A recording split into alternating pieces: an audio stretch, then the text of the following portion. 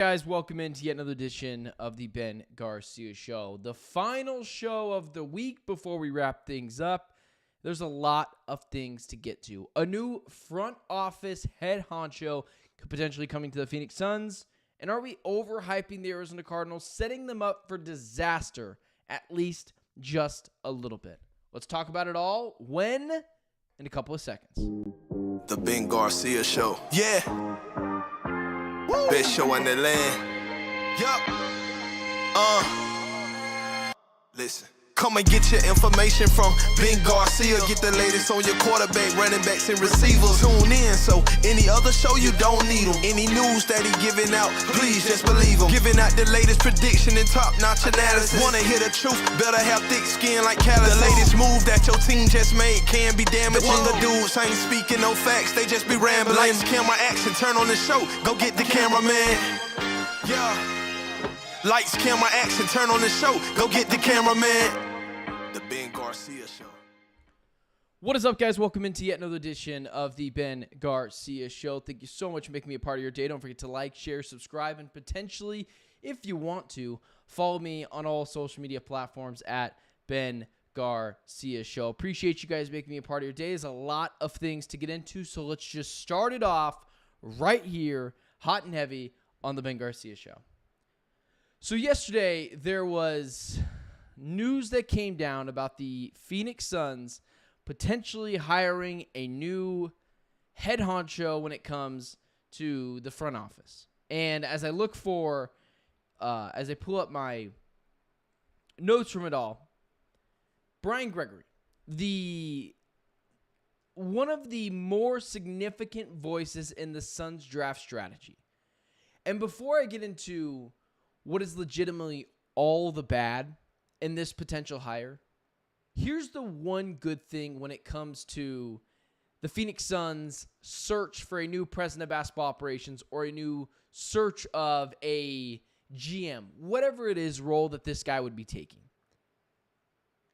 And this point was made by my guy Espo, whose show I went on last night and will be, I think if I'm not mistaken, premiering at 8 a.m. this morning. So literally directly after this, you could go over and watch me and Espo talk about all the Suns' off-season needs and all the news that's going on, including this. And Espo made this point yesterday on Twitter. Gregory obviously played a significant role in the Phoenix Suns' NBA draft strategy. And so maybe this is the Suns changing the trajectory of what they are into a build through the draft team. Don't worry so much about accumulating stars.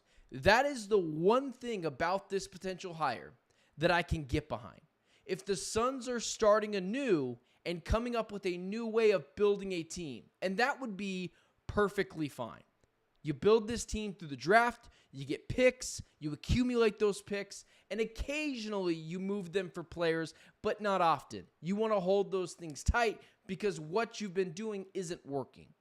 Now, there's some flaws in that as well. The flaw in that would easily be this: the fact that the Phoenix Suns might be swinging the pendulum all the way the other direction, where they were headhunting for stars. They wanted to bring as many stars to Phoenix as they could. And then the other side being, well, let's just build through the draft. The way to go about this is somewhere in the middle. Overcorrecting isn't the right way to go about this. But that's the only good thing that came out of a potential Brian Gregory hire for the Phoenix Suns. Here's the thing that makes absolutely no sense. We had a press conference 2 weeks ago, nearly 2 weeks ago. Matt Ishbia, James Jones, Josh Bartlestein, all of them spoke to the media, told us that it was going to be different, told us there was going to be a new version, a new trajectory of the Phoenix Suns. Changes will be made. You will be proud of this team that is put on the court for years to come. It's not going to be like how it was this season and, of course, last season as well. All of that feels like just a massive lie. None of what Ishbia has been saying has reigned true to my ears, at least through the last couple of weeks and what the Phoenix Suns have been doing.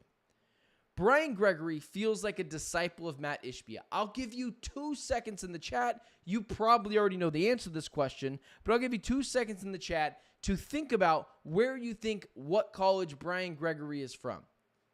Did you guess East Lansing and Michigan State? That right there should already tell you this is a guy who is a Matt Ishbia disciple, a yes man, and likely will do everything Matt Ishbia says. A different version of James Jones. James Jones, I believe, is just the guy that will take the shots for Matt Ishbia calling a lot of the shots behind the scenes. What the Suns needed to do was bring in a new perspective to their front office and someone that was able to say, hey, this is how we did things elsewhere. Let's do them that way. Because the way you're doing this here, not everyone does this. And when I was rooting for experience, when it comes to a potential president of basketball operations, I wasn't talking about age. I was talking about someone who has been through it before. Brian Gregory, I don't mean to rip into the guy, but this hire potentially makes no sense. None. If you want to say, well, he's experienced, okay. Well, experience means at least you've had some good elsewhere. You've had some big achievements elsewhere. He's got one NCAA tournament win as a head coach. Any team that he's been the head coach of never did anything in the tournament outside of one win. He's got 2 losses in the NCAA tournament, 1 win. Sure, he's got 300 regular season wins. That isn't impressive to me when they're coming against McDonald's University and Grambling State and Panera Bread State University. Those things don't reign true for me. They don't move the needle. Brian Gregory has 1 year of NBA experience in any capacity, and that would be with the Phoenix Suns this past season. And then there's the argument of, well, Ishbia was just posturing him to be able to take this role a year later, so we just wanted to get him some experience. Why didn't you just fire James Jones last year? I'm throwing things out to you guys, and I'm sure you're confused because I'm confused. If I told you the Phoenix Suns were going to negate the potential of an outside hire and bring in a new internal hire guy, or not even a new, just the Suns would pass up on the opportunity on going for a Mr. Outside hire for a internal hire for someone who has 1 year of NBA experience this past season where everything colossally failed. I don't understand the vision. What is Matt Ishbia doing? Because he is a part of the front office that collectively failed. He was not part of the solution. He was part of the problem. And even with Oso Ighodaro and Ryan Dunn, if he played major roles in drafting those 2 guys, it's not like you have 2 budding stars. You probably have 2 capable rotational pieces on a championship team, and that is something. But this idea that he potentially had some say in Ryan Dunn and Oso Ighodaro, that's his qualifications. I don't even know how you could be a strong voice when it comes to the Suns draft strategy if you've only been there for 1 year. This feels like Ishbia hiring his boys. This feels like when a multi-billion-dollar company ran by one CEO hires his frat boy buddy from college to help run the team. Says, hey man, I really like you. I trust you. Let's put you in charge. Until you look at the guy's experience and you're like, 1 NCAA tournament win as a head coach? 0 success as a head coach in college at all? 1 year of experience in the NBA? This is Matt Ishbia spitting in our faces. This is a horrendous potential hire. Now, just so we're putting it out there, this is not the hire yet. But if I were to guess, this is probably going to be the guy. And if you're a Suns fan, you should be livid. Nothing about this makes any sense. This is a CEO hiring his old fraternity brother for a major position in a company that is on the brink of collapse. That is the issue with this hire. 1 NCAA tournament win, 0 success in college, 2 NCAA tournament losses, 1 year of experience in the NBA. I mean, this should have been if you really wanted to do right by your guy, give him an interview, and that's fine. That stuff happens all the time. But don't give him the job. And I highly doubt there's been a ton of legwork behind the scene to find out who's going to be the head honcho of this front office. I just don't buy it. And if it's almost worse if the Suns did do extensive research on this potential front office role and they ended up landing on this guy. Because you're talking about the Bob Myers, the Dave Griffins of the world, the Tim Connolly-like head honcho front office people, front office executives to come and run this team. Guys with experience, guys who have paid their dues, but instead you're rolling with this guy? The first question in Matt Ishbia's press conference, if this guy is hired, should be, hey, question, did you ever think about not going with one of your old fraternity brothers? I understand this guy used to be Matt Ishbia's head coach. I understand this guy used to be Matt Ishbia's assistant coach at Michigan State.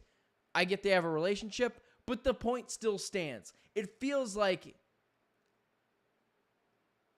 a CEO of a company is hiring his fraternity brother because he's not qualified.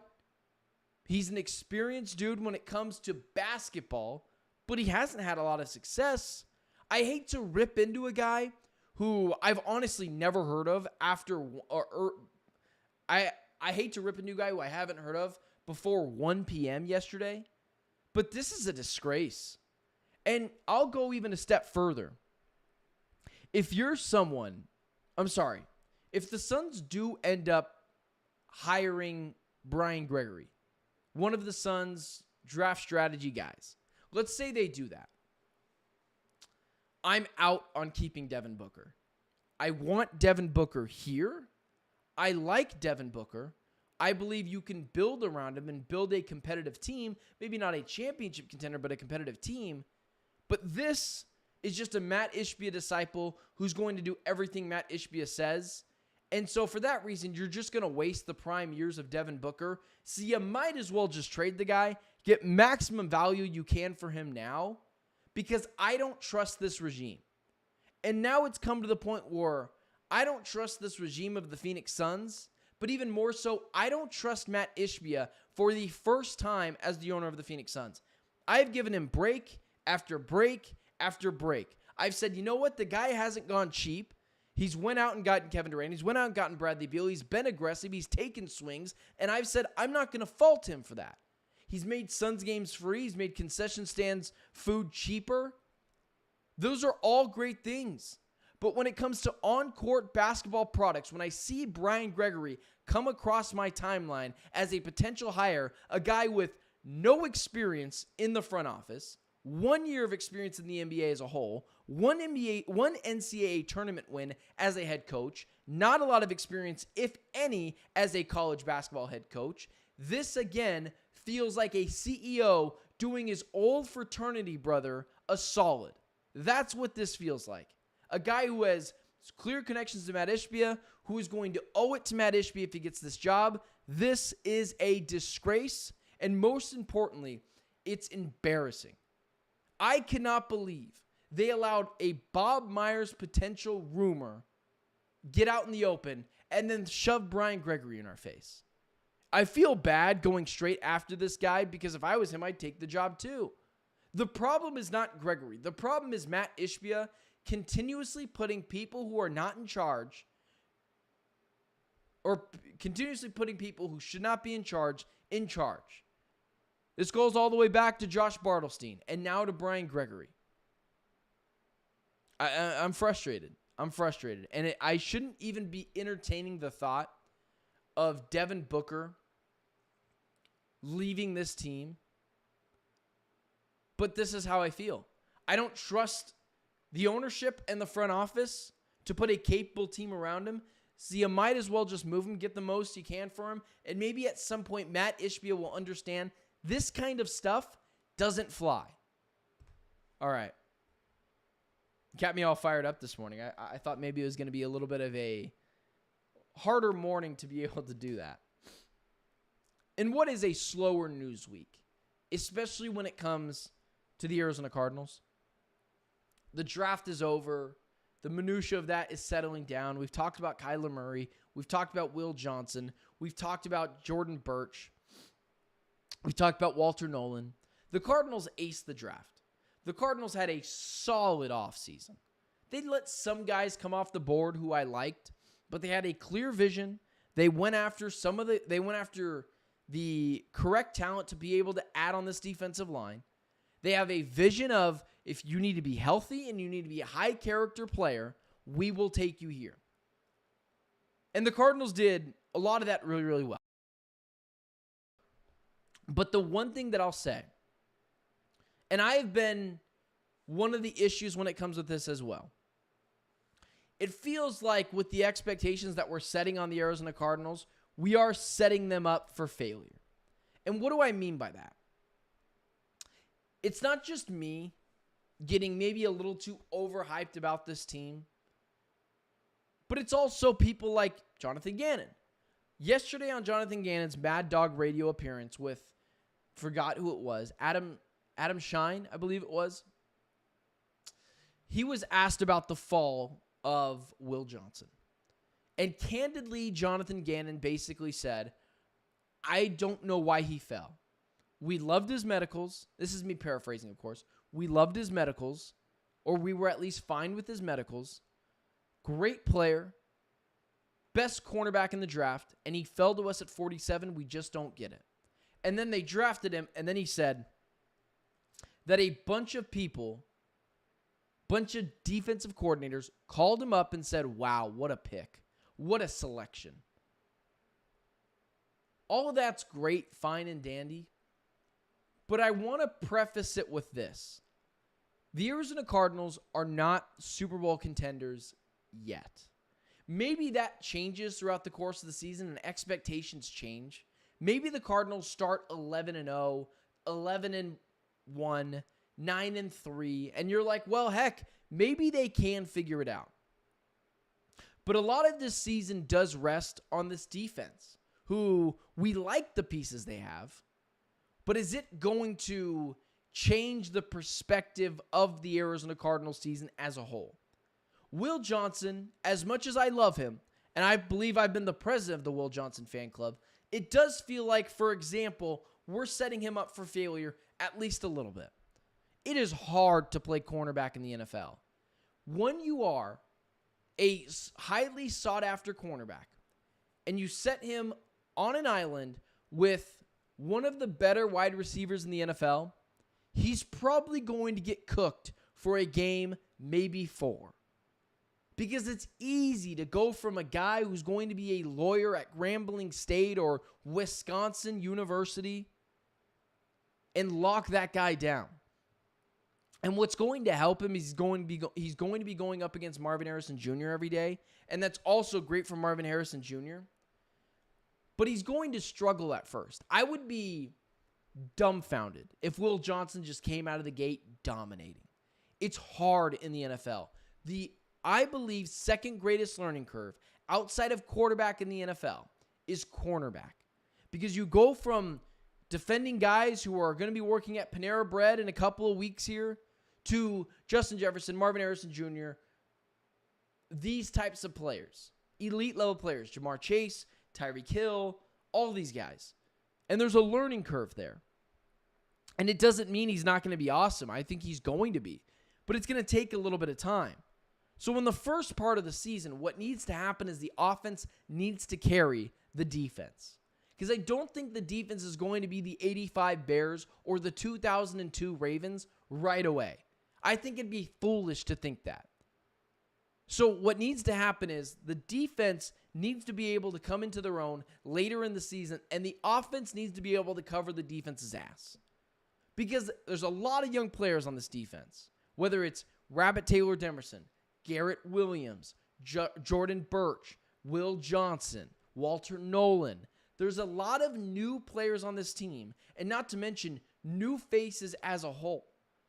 And although I love the defense of the Arizona Cardinals, especially on paper, you do have to look at this team and say, okay, give it a month for them to figure it out. Everyone to know each other's ers and ahs, crossing T's, dotting I's, knowing where Cody Simon likes to be in a zone, or where Will Johnson likes to be in a zone, or how Garrett Williams operates in the slot, or Calais Campbell's new role with the Arizona Cardinals defensively. Let him step into that leadership role. Maybe it doesn't take 4 games, but it does feel like we're setting the Cardinals up to fail early. This is still a team that struggled down the stretch last year. And although I think this defense is going to be really good, let's set the expectations down like a notch or 2. Next season, doing this exact thing next year when the Cardinals are coming off of a very good defensive end to their season, then we're talking about them being one of the better defenses in the NFL. But a lot of this league, so much of it is about chemistry. And the first couple of weeks, it's going to be hard for these starters to be able to know each other well enough to where they don't have to go cover that kind of ground because they know Will Johnson will be there. Or they don't have to worry about Jordan Birch coming off the edge because they know he's going to be able to get there and who he works with and what's a better matchup for him. Budda Baker's going to have a lot of conducting to do on this defense with help from Calais Campbell. So, to think at first that the Cardinals are just going to come out swinging, putting up 0, 0, 0s just right out of the gate, I think that's a little unrealistic and setting your football team up for failure. After 4 weeks, I expect this defense to be really good. I mean, one of the better top half of the defenses in the NFL. But in the beginning, it could be a little rocky. It could still be that bend but don't break defense. That's where I would land on that. And so with that being said, offensively, the Cardinals have to carry the defense. What cannot happen is Drew Petzing comes out and is conservative, doesn't let Kyler cut the ball loose downfield. And what can really derail the Cardinals season is this offense not figuring it out again. And this is squarely a Drew Petzing issue. This is not a Kyler Murray issue. Early parts of the season, we've seen Kyler Murray thrive. You guys remember that Titans opening game a couple of years ago? He was good against the Buffalo Bills. This team has weapons. And I talked about yesterday going and getting another one in Keenan Allen. Even if they don't do anything, if they stand pat with what they have, there's enough here. And offensively, in the beginning parts of the season, we'll break down the schedule when it shows up. But these guys have got to be able to carry the defense. These are a lot of young players defensively. Drew Petzing and Kyler Murray need to be able to figure it out to a point where they are leading this offense. And so you're looking at this team offensively, and you're like Marvin Harrison Jr., Michael Wilson, Kyler Murray. There's a lot of big expectations for everyone. There needs to be a ginormous leap in year 2 for Marvin Harrison Jr. I know people say things like, to defend Marv, well, 800, 900 yards isn't a bust of a season. 8 touchdowns isn't a bust of a season. No one's saying he's being a bust. What we are saying is he's not living up to the number 4 overall pick aspirations early. When you're a 4 pick in the NFL draft, you need to come out with 1,000 yards and 9 touchdowns. That's the minimum, especially in a 17-game season. That's 1 game more than what it used to be. Expectations are just higher. You passed up on Joe Alt. Marvin Harrison Jr. was the pick. He has to be someone who takes that second-year leap. Drew Petzing has to be willing to cut the loose ball downfield. James Conner cannot take a step back. This defense, in the early parts of the season, is going to be asking a lot of this offense. And that's okay, because they need to be up for the task. But what I want to tell Cardinals fans is this. They're not a Super Bowl contender yet. There are steps that need to be taken in the NFL for you to become a Super Bowl contender. Maybe things change. Maybe they're 12-2 through 14 games of the season, and even I'm like, yeah, they're Super Bowl contenders. But what I see this team being is a 8-5 team, a 7-5 team. What they were at the beginning parts of last year through 11 weeks, that's what I expect them to be, but I expect them to build off that in the second half of the season to where they finish with 11-12 wins. I don't want irrational expectations to pop up that now that they just got Jordan Burch and Will Johnson, they're Super Bowl contenders. There are steps to be taken in this league, and the Cardinals are taking those steps. First year, it was a full-on, clean it out, rebuild, get rid of anyone outside of 3 guys who were Steve Keim draft picks. The second year, it was, okay, get Kyler Murray back in the fold. We'll see how it is. Hopefully, this offense can get it going later on in the season. Kyler can show he's a franchise quarterback. And for some of those things, they check those boxes. Kyler still has a couple of question marks. And in year 3 now, you're expected to make the playoffs. And that should be the only expectations for the Cardinals, is to make the playoffs. But if Kyler Murray wants to show that he's the guy, he's got to win a playoff game. And then right there is a successful season. The Cardinals will not be playing with house money until they have won a wild card game, which is what I project them to be, a wild card team. Win a wild card game, go to the divisional, and then after that, it's house money. And then the next season, when you add another slew of draft picks, and you go and get that next blue chip player to add to this roster, then you're a Super Bowl contender. But we need to take the steps here. Oftentimes, as Arizona sports fans, we want to go from here to here, and that's the issues of what the Phoenix Suns did. You can't microwave success. Put it in the oven, put some spices in it, bake it, put the oven at 350, let it sit for an hour.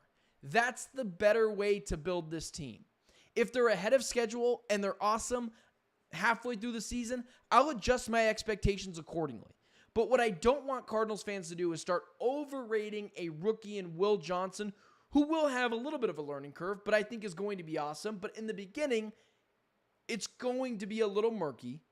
Jordan Burch defensively off the edge, it's going to be a little tough at first.